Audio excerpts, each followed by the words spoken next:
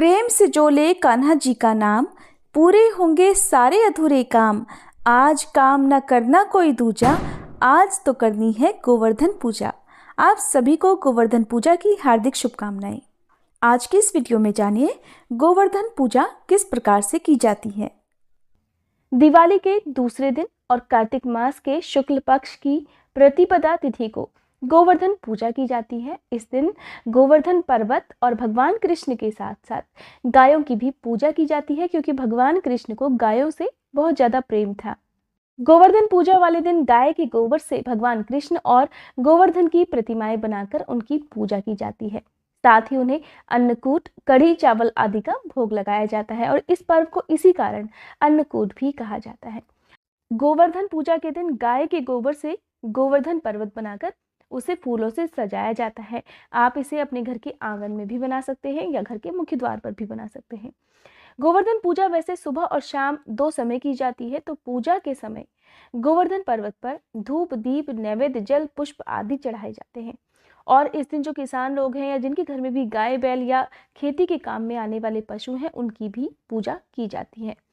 गोवर्धन जी गोबर से लेटे हुए पुरुष के रूप में बनाए जाते हैं और उनकी नाभि के स्थान पर मिट्टी का एक दीपक रख दिया जाता है और इस दीपक में दूध, दही, गंगाजल, शहद, बताशे आदि पूजा करते समय डाल दिए जाते हैं और बाद में फिर इसे प्रसाद स्वरूप घर के सभी सदस्यों में बांट दिया जाता है।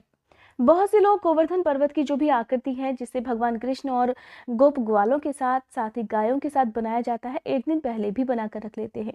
अगर आपके पास ऐसा करना संभव नहीं हो तो आप अगले दिन सुबह सवेरे उठकर भी आकृति बना सकते हैं। इसके लिए गोवर्धन पूजा के दिन आपको सुबह सवेरे उठकर शरीर पर तेल की मालिश करने के बाद स्नान करना चाहिए, साफ स्वच्छ वस्त्र धारण करने चाहिए और जो भी जरूरी पूजा की सामग्री है जैसे कि गोबर, फूल, पत्ती, टहनियाँ वगैरह, आप इन्हें पहले से ही एकत्रित करके रख लीजिए और फिर अपने घर के मुख्य आंगन में या मुख्य द्वार पर आपको ये आकृति बनानी चाहिए। पूजा के लिए गाय का गोबर सबसे शुद्ध माना जाता है, तो गाय के गोबर से गोवर्धन पर्वत पूरी श्रद्धा और भक्ति भाव से तैयार करना चाहिए। गोवर्धन पर्वत और बाकी आकृतियां बनाते समय आप चाहें तो भगवान कृष्ण के मंत्रों का जाप कर सकते हैं या भजन कीर्तन मन ही मन कर सकते हैं। इसके बाद आप लेटे हुए पुरुष की आकृति में गोवर्धन पर्वत को बनाएं। अगर आपसे ठीक तरीके से नहीं भी बन पाता है तो आपको जैसे भी आता है आप उसी आकृति से गोबर से बना सकते हैं। बस आपको एक प्रतीक के रूप में गोवर्धन पर्वत बनाना होता है। साथ ही आप पास में ही भगवान कृष्ण, गोप ग्वाल जो भी जिस तरीके से बना सके ऐसे आप बना लीजिए। फिर आप चारों तरफ जिस तरह से पर्वत पर फूल, पत्ती, टहनियाँ होती हैं तो उसी तरह से आप इसे सजा लीजिए। सजाने के बाद आपको क्या करना है कि जब ये आकृति तैयार हो जाए तो सबसे बीच में आपको भगवान कृष्ण की मूर्ति रखनी है। चाहे आपके पास लड्डू गोपाल हो या कान्हा जी की जो भी मूर्ति है या तस्वीर है, आप उसे रख दीजिए। क्योंकि देखिए, जब गोवर्धन पर्वत की आकृति बनाई जाती है तो जो लेटे हुए गोवर्धन जी होते हैं पुरुष के आकार में, उनकी नाभि में मैंने जैसे भी आपको बताया था वहां पर एक गड्ढा भी करना चाहिए। उसके ऊपर ही आपको कटोरी जितना बड़ा दीपक रखना होता है। आप गोवर्धन पर्वत की आप पूजा करें, धूप दीपक जलाकर, अक्षत, रोली, कुमकुम लगाकर आप उनकी पूजा करें और फिर गोवर्धन पर्वत की परिक्रमा भी करनी चाहिए। वैसे तो परिवार के जितने भी सदस्य हैं वो सभी भी परिक्रमा कर सकते हैं। कहते हैं कि परिक्रमा करने से अगर आपके जीवन में कोई दुख है और आप साक्षात गोवर्धन पर्वत की परिक्रमा नहीं कर पाते हैं तो घर में ही आपको साल भर में एक दिन इस पुण्य की प्राप्ति हो सकती है। देखिए, कोई भी पूजा हो या कोई भी व्रत हो, बिना मंत्रों के जाप के या बिना आरती और कथा के अधूरी मानी जाती है। तो गोवर्धन पूजा जब आप करेंगे तो इस विशेष मंत्र का जाप करें और फिर अगर आपको गोवर्धन पूजा की आरती नहीं आती है तो भगवान कृष्ण की आरती आप कर सकते हैं। साथ ही आज के दिन पूजा करने के बाद वहीं पर बैठकर आपको कथा भी सुननी चाहिए। अगर आप गोवर्धन पूजा की कथा सुनना चाहते हैं तो इसकी वीडियो भी आपको मेरे चैनल पर मिल जाएगी। परिक्रमा करते समय या फिर पूजा करते समय आप इस विशेष मंत्र का यथासंभव जाप कर सकते हैं। मंत्र है गोवर्धन धराधार गोकुल त्राण कारक, विष्णु बाहु कृतोच्छाय, गवा कोटि प्रभो भवा। बहुत से लोग गोवर्धन की आकृति बनाकर उसे बहुत सुंदर तरीके से सजाते भी हैं। अगर आप भी ऐसा करना चाहते हैं तो इसके सूखने का इंतजार करें। सुबह के समय आप गोवर्धन पर्वत की जो भी आकृतियां हैं आप वो बना लीजिए और फिर उनकी विधिवत तरह से सजावट कर सकते हैं।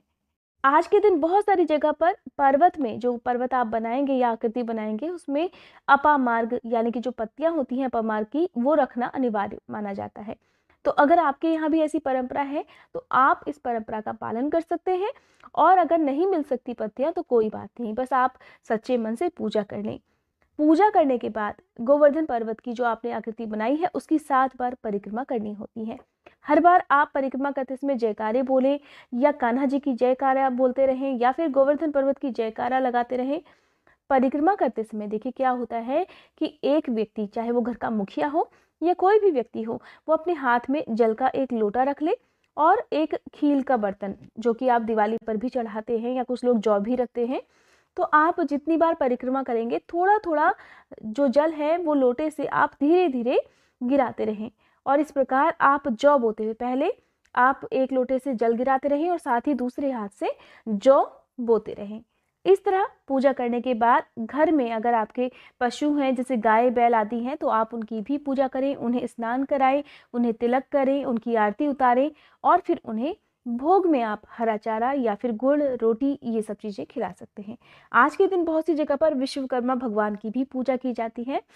साथ ही देखिए अन्नकूट का पर्व भी इसे कहा जाता है। तो अन्नकूट यानी कि अन्न के मिश्रण से खिचड़ी तैयार की जाती है, एक भोग लगाया जाता है जो कि भगवान विष्णु को बहुत प्रिय था। कहा जाता है कि 56 भोग भी आज के दिन भगवान कृष्ण को लगाने चाहिए। अगर आपकी सामर्थ्य है तो आप भी लगा सकते हैं, नहीं तो आप केवल माखन मिश्री का भोग भी कान्हा जी को लगा सकते हैं। देखिए बहुत से लोगों के लिए गोवर्धन पर्वत की आकृति बनाना संभव नहीं हो पाता है, या फिर आपके घर में ऐसी मान्यता नहीं होगी। तो एक काम हम सबको गोवर्धन पूजा के दिन करना चाहिए। वो काम है कि मानसिक रूप से हमें आज के दिन गोवर्धन पर्वत की पूजा करनी चाहिए और साथ ही भगवान कृष्ण की, और जितने भी पशुधन हैं जैसे कि गाय बैल हैं जो कि खेती के काम में आते हैं, उनकी भी पूजा करनी चाहिए। और इस प्रकार हमें सभी किसानों का भी धन्यवाद करना चाहिए कि वो अपने घर में इन पशुओं को पालते हैं और अन्न उगाते हैं, जो कि हम सभी के लिए जीवन है। और क्योंकि गोवर्धन पर्वत पर खास तरह की जड़ी बूटियां भी पाई जाती हैं जो कि हमें नया जीवन प्रदान करती हैं, इसलिए आप सभी को और हमें भी मिलकर गोवर्धन पूजा के दिन सभी का धन्यवाद करना चाहिए, भगवान कृष्ण का, गोवर्धन पर्वत का, सभी किसानों का और सभी खेती में काम आने वाले पशुओं का भी। अगर गोवर्धन पूजा के दिन आप भी भगवान कृष्ण का और सभी गोपवासियों के साथ साथ गाय बछड़े बैलों का और गोवर्धन पर्वत का आभार व्यक्त करना चाहते हैं, और किसी वजह से आप घर पर गोवर्धन की पूजा नहीं कर पाते हैं, तो आप एक काम कर सकते हैं कि आसपास किसी गौशाला में या आसपास कोई भी गांव हो तो वहां जाकर आप गायों को या बैलों को हरा चारा खिला सकते हैं, या फिर आप जो भी किसान हैं उनकी सेवा कर सकते हैं। उनकी सेवा करने के लिए आप अपनी सामर्थ्य के अनुसार उन्हें जो भी दान दक्षिणा है वो दे दें, ताकि वो अपने पशुओं को इससे आपकी तरफ से हरा चारा वगैरह खिला सकते हैं।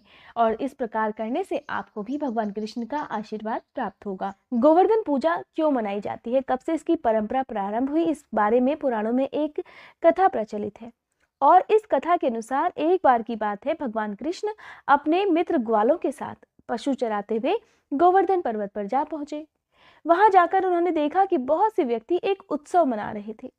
अब कान्हा ने इसका कारण जानना चाहा, तो वहां पर उपस्थित गोपियों ने उनसे कहा कि आज यहाँ पर मेघ और देवों के स्वामी इंद्र देवता की पूजा की जाएगी, और फिर जिससे इंद्रदेव प्रसन्न होकर खूब अच्छी वर्षा करेंगे, और जब वर्षा होगी तो खेतों में ढेर सारा अनाज उत्पन्न होगा और ब्रजवासियों का भरण पोषण भी ठीक तरह से हो सकेगा। ये बातें सुनकर कान्हा जी कहने लगे कि अगर ऐसी ही बात है तब तो इंद्र देवता से भी ज्यादा बलशाली तो गोवर्धन पर्वत ही है, क्योंकि इन्हीं के कारण तो यहाँ वर्षा होती है, और फिर सबको इंद्रदेव से भी पहले बलशाली गोवर्धन की पूजा करनी चाहिए। कान्हा जी की ये बात सभी गोपवासियों को बहुत अच्छी लगी और तब उन्होंने गोवर्धन की पूजा करना प्रारंभ कर दिया।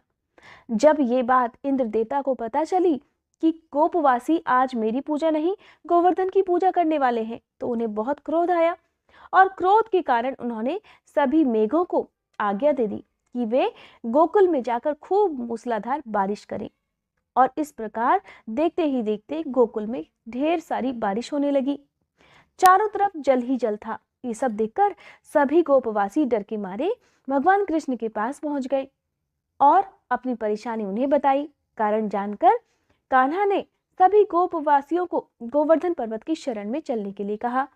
अब सभी गोपियां, सभी गोप ग्वाले अपने अपने पशुओं समेत गोवर्धन की तराई में आ गए। उसके बाद कृष्ण ने देखते ही देखते गोवर्धन पर्वत को अपनी तर्जनी उंगली पर छतरी की तरह से तान दिया।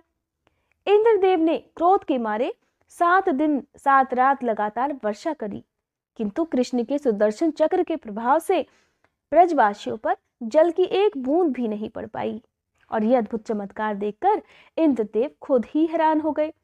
तब ब्रह्मा जी ने उन्हें बताया कि कृष्ण भगवान विष्णु के ही अवतार हैं। और जब सच उन्हें पता चला, तब इंद्रदेव भगवान कृष्ण से खुद क्षमा याचना करने लगे। और तब भगवान कृष्ण ने इंद्र देवता के अहंकार को चूर चूर कर दिया था, इसलिए उन्होंने इंद्रदेव को क्षमा कर दिया और फिर 7वें दिन गोवर्धन पर्वत को जमीन पर रख दिया और सभी ब्रजवासियों से कहा कि अब वे हर वर्ष गोवर्धन पूजा कर अन्नकूट का पर्व मनाया करेंगे। मान्यता है कि तभी से गोवर्धन पूजा करने की परंपरा चली आ रही है। आज के दिन बहुत से लोग साक्षात गोवर्धन पर्वत के दर्शन करके आते हैं और हमारे देश में, पूरी दुनिया में ये पर्व तो धूमधाम से मनाया ही जाता है, लेकिन ब्रज में, गोकुल में इस पर्व की धूमधाम देखते ही बनती है। उम्मीद है आज की ये वीडियो आपको पसंद आई होगी। जानकारी अगर अच्छी लगी हो तो वीडियो को लाइक जरूर कीजिएगा।